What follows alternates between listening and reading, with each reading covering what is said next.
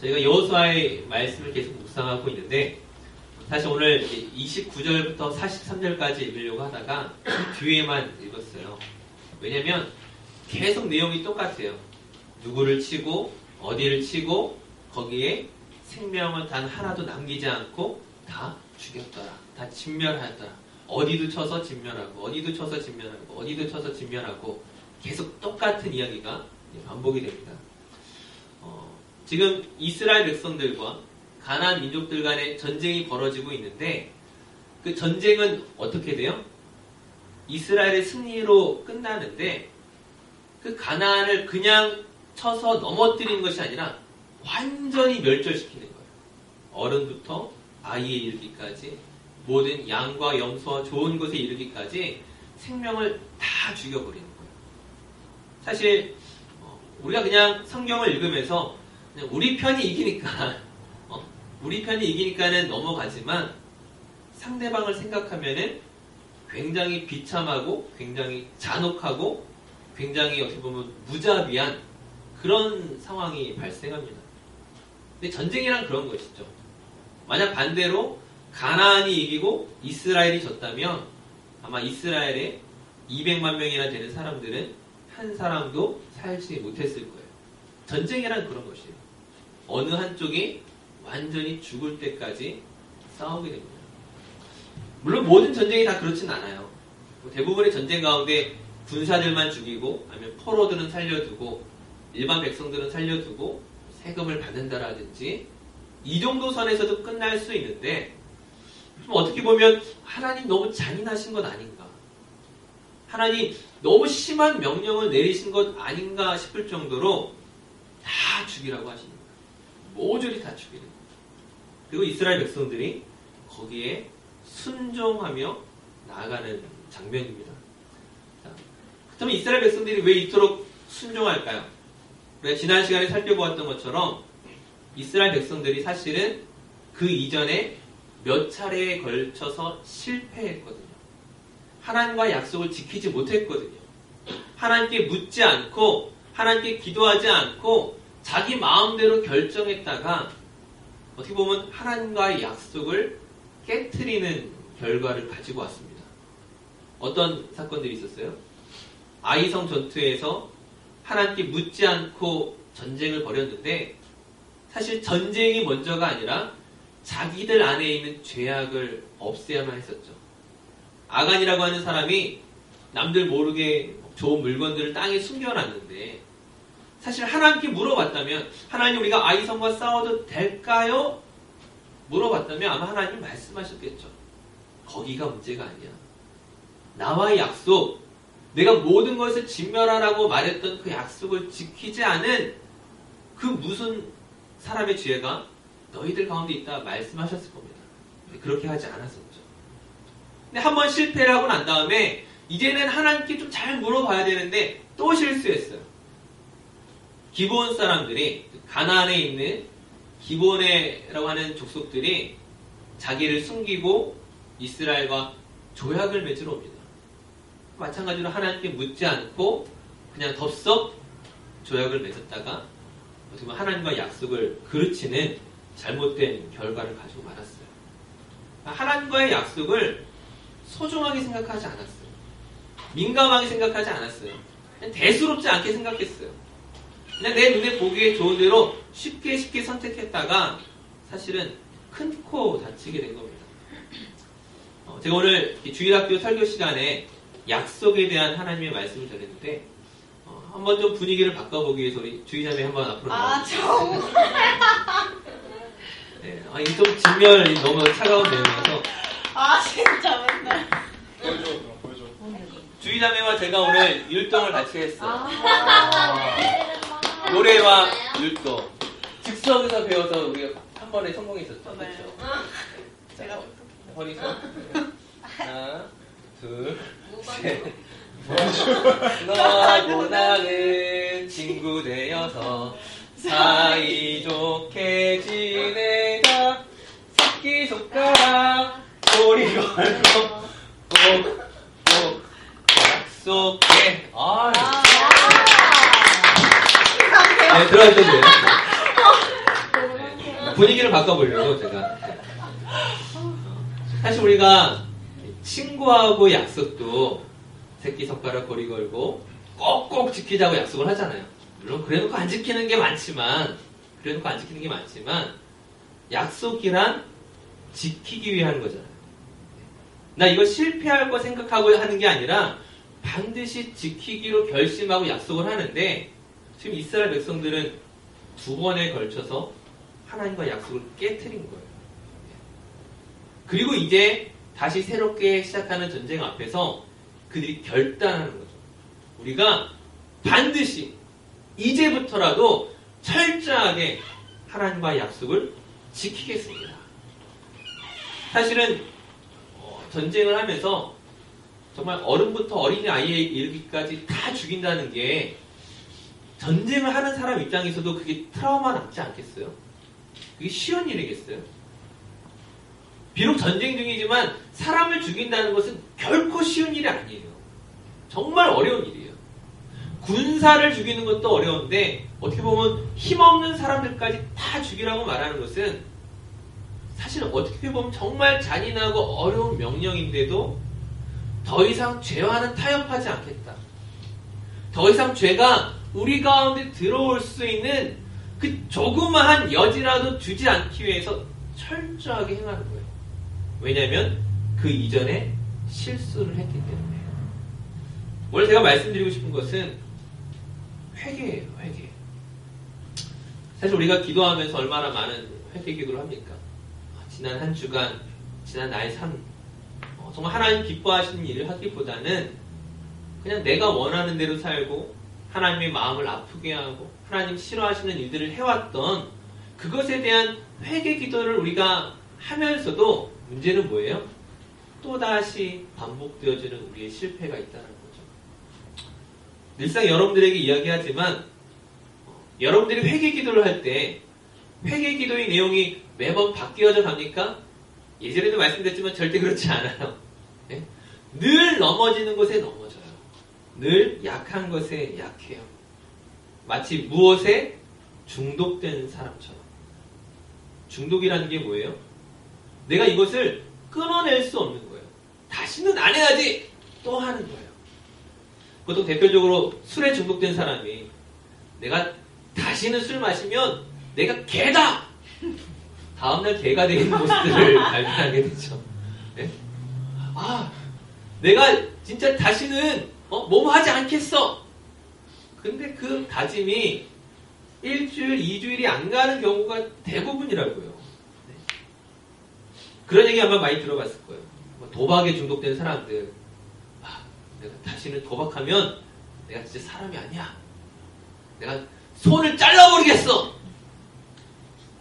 손을 자르지도 않지만 손을 잘라도 도박을 포기하지 않습니다. 네. 발을 잘라도 도박을 하러 가요. 그게 사람의 죄악입니다. 예수님께서 우리에게 무슨 말씀을 하셨어요? 만일 너의 오른 눈이 너로 실족하게 하거든, 널 쓰러뜨리거든, 널 죄악에 빠지게 하거든, 그 눈 빼버려라. 네 오른손이 범죄하거든 차라리 오른손을 잘라버려라. 그렇게 해서라도 하나님 나라에 가는 것이 좋다라고 말씀하시죠. 근데 이 말씀을 우리가 오해하면 안 되는 게 있어요. 차라리 눈을 빼고 차라리 손을 잘라도 하나님 나라에 가는 게 좋다라고 말씀하셨지만 그게 정말 우리의 눈을 빼고 우리 손을 잘라내라는 거예요? 그렇게 해서 갈 수 있는 곳이에요? 아니잖아요. 제가 앞서 말씀드렸던 것처럼 그렇게 해도 할 수 없는 게 우리라는 거예요. 그래서 예수님의 진짜 의도는 무엇이냐? 눈을 빼라, 손을 잘라라, 무엇을 해라가 아니라 너희로서는 할 수 없다라는 거예요. 그 죄악의 문제, 그 너희들의 그 마음의 그 모든 잘못들, 하나님 기뻐하시지 않는 것들, 그 모든 것들을 네가 할 수 없다라는 거예요. 이 산상순의 말씀을 하시면서 우리에게 잘 알고 있는 그런 말씀을 하십니다. 형제에게 욕하는 자마다 지옥불에 들어가리라. 여자를 보고 음욕을 품는 자마다 이미 간음한 자니라. 하나님이 보시는 기준은 뭐예요? 우리의 마음이거든요. 겉으로는 깨끗한 척, 겉으로는 아무런 문제 없는 척, 사람들에게 들키지 않으면서 할 수 있지만, 그러나 사실 우리의 마음이, 저와 여러분의 생각이 사실은 얼마나 죄악된 것인지, 하나님과 얼마나 멀어져 있는지 사실 우리는 숨길 수 없다라는 거예요. 그런 우리의 모습을 가지고 하나님께 나아갈 수 없다는 거예요. 즉, 내가 하는 것이 아니라 하나님이 우리를 바꿔주셔야 됩니다. 내가 할 수 없기 때문에 누가 오신 거예요? 예수님이 오셔서 십자가에 지신 것이죠. 우리로서는 우리 자신을 변화시킬 수 있는 길이 없기 때문에 예수님이 십자가의 그 보혈로, 그 죽음으로 저와 여러분의 죄를 해결해 주셨기 때문에 우리가 주님의 나라로 가는 것이지, 우리에게는 우리 스스로를 바꿀 만한 능력이 없기 때문입니다. 하지만 오늘 이 말씀이 넌 할 수 없으니까 아무것도 하지 마, 그냥 평생 그렇게 살아가, 이렇게 말하는 게 아니에요. 주님이 하신다는 것은 뭐예요? 주님께 모든 걸 맡기고 난 더 이상 아무것도 할 필요가 없다가 아니라, 예수님이 승리하셨으니까, 예수님이 지금도 나를 위해 일하시니까 그 주님을 붙잡고 내 삶을 바꿔보라는 거예요. 내 힘으로 나를 바꾸는 것이 아니라 예수님 그 말씀을 의지하고, 예수님의 그 은혜를 의지하고 주님 원하시는 모양과 모습으로 바꿔가라는 거예요. 물론 여전히 우리 또다시 넘어질 수 있겠지만, 또다시 실패할 수 있겠지만, 주님 뭐라고 말씀하세요? 다시 우리를 일으키시고 하나님께서 원하시는 모양과 모습으로 끌고 가신다는 거예요. 내가 가지 못하는 그곳을 하나님이 나를 끌고 가신다는 것입니다. 그 약속 때문에 우리가 바로 설 수 있는 거예요. 하지만 우리가 주님을 붙잡으려고 할 때마다 사단이 우리에게 와서 유혹을 할 겁니다. 쓰러져 있는 저와 여러분을 보고서 네가 무슨 하나님의 자녀냐, 네가 무슨 하나님의 아들, 딸이라 말할 수 있겠느냐, 실패한 너의 모습을 보면 하나님도 너를 사랑하시지 않을 것이 분명해. 아마 그렇게 우리의 마음에 속삭일 거라는 거예요. 사실 많은 경우에 있어서 우리 신앙생활은 내가 하나님과 가까이 있다고 여길 때가 언제입니까? 그냥 외적으로 내가 그냥 주일 예배 잘 드리고 열심히 봉사하고 헌금하고 그러면 마치 하나님과 가까이 있는 것처럼 여기다가, 내가 그렇게 못하면 하나님과 멀리 있는 것처럼 여기지 않습니까? 사실 그 마음에는 은연중에 뭐가 있는 거예요? 하나님과 나와의 관계에 있어서 내가 무엇을 한 것에 따라서 결정짓고자 하는 마음들이 있다는 거예요. 믿음이 아니라 사실은 우리의 외적인 무엇인가를 가지고서 하나님과 나와의 관계를 판단하려고 할 때가 있다는 거예요. 그렇지 않습니다.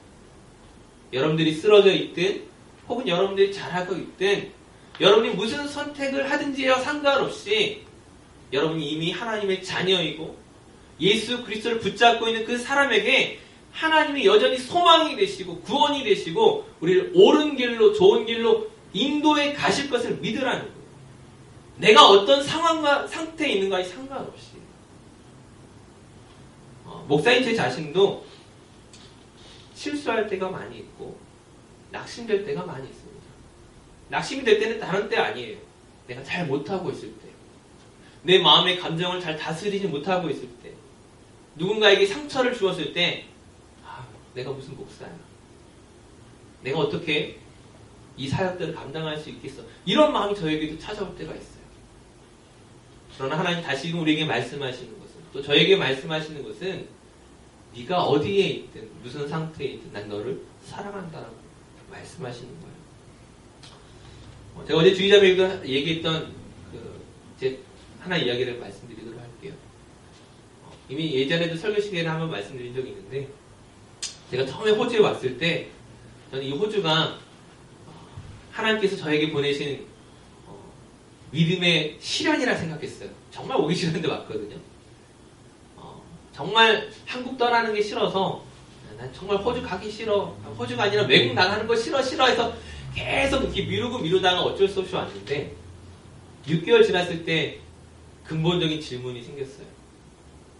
여기가 정말 내가 싫어서 온 곳이 맞는지 아니면 한국이 싫어서 내가 도망온 곳인지 잘 모르겠는 거예요. 나는 하나님의 뜻을 따라 그 부르심을 따라왔다라고 생각했는데 사실 하나님이 여기가 아니라 다른 데 보내신 거 아니야?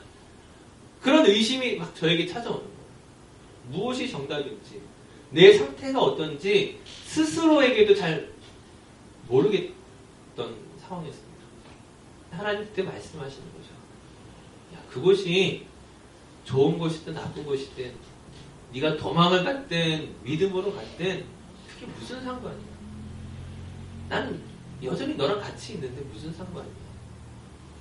난 이미 너와 함께하고 있고 네가 다른 잘못된 결정을 했던 그 순간에도 난 여전히 너와 함께하고 있었는데 무슨 상관이야. 걱정하지 마.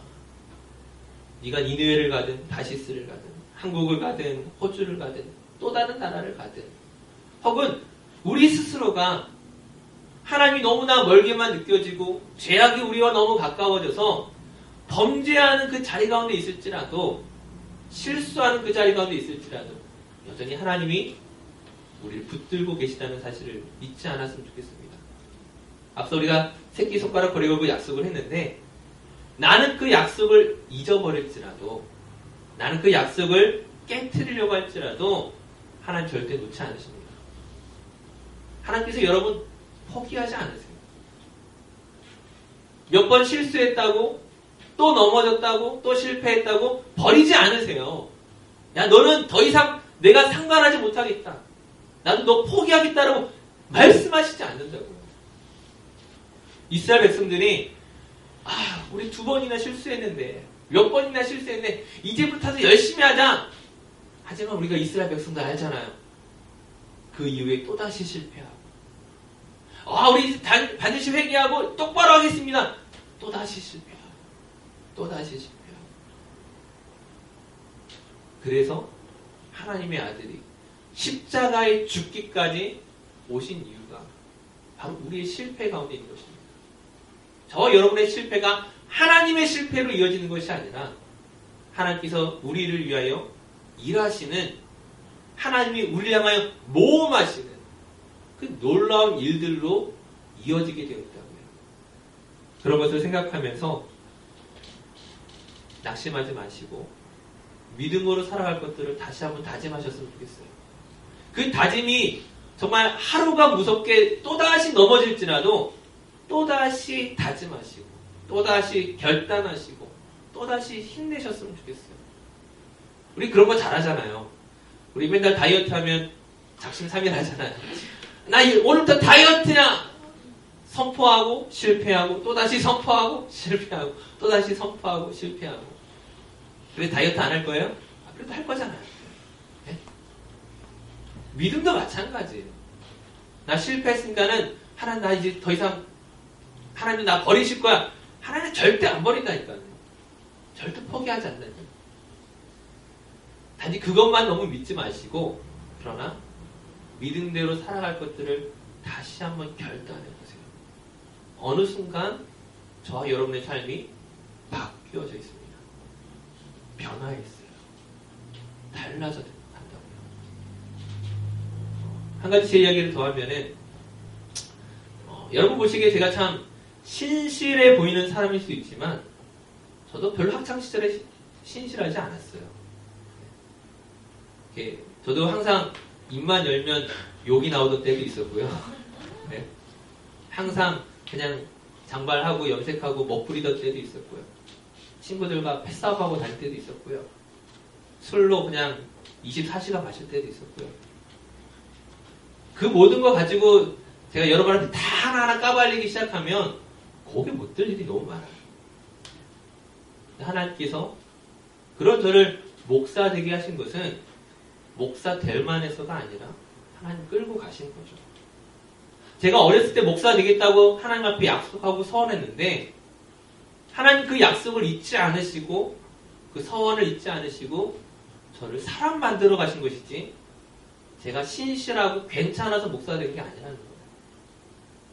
목사라서 신실한 게 아니라 하나님이 신실하신 겁니다. 여러분이 오늘 믿음의 삶을 살아간다면 여러분에게 정말 대단한 믿음이 있어서가 아니라 하나님이 정말 놀라운 분이시고 정말 변함없이 신실하신 분이기 때문에 여러분을 그 삶의 자리로 끌고 가신다는 거예요. 물론 우리가 서로를 보면 전혀 신실해 보이지 않고 부족해 보일지라도 어제와 오늘이 다르고 오늘과 내일이 달라질 것입니다. 하나님께서 그렇게 만들어 가시는 그 길에 저 모두가 쓰임받을 수 있기를 주님의 이름으로 축원합니다. 함께 기도하겠습니다. 이제 좀 같이 기도하도록 할게요.